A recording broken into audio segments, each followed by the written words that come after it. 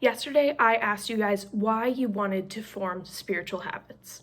Hopefully, you found yourself in a place where you realize that spiritual habits can't truly affect you unless you're trying to grow with God. Because while habits cannot fill that void in your heart that God was meant to fill, they can bring us closer to Him. Through spiritual habits, we bridge the gap between God-given desire for transformation and the ultimate formation of our character.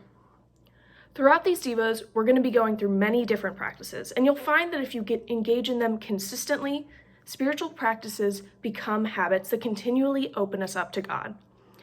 And consistency can be hard. I'm a pretty stubborn person, so I can often find myself in this I'll do it myself mentality.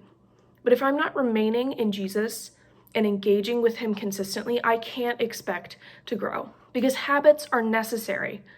We cannot expect to be transformed if we're actively choosing to run away from the things that would help us to do that.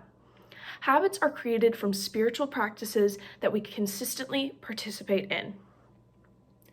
In psychology, habitual behavior is regulated by impulsive process. So it can be elicited with minimal cognitive effort, awareness, control, or intention. In psychology, habitual behavior is regulated by an impulsive process, and so it can be elicited with minimal cognitive effort, awareness, control, or intention. When an initially goal-directed practice becomes a habit, that action initiation transfers from conscious motivation to impulsive mechanisms. So we have to go from this place of conscious spiritual practices to a place of impulsive spiritual habits. You see, in habit formation, we end up taking part in specific behaviors that create space in us for God to enter into. He uses that space to pour into us and change us and lead us to live and love in a new way. So no amount of willpower, no amount of intention can push us to or overpower those habits that we've ingrained into our lives.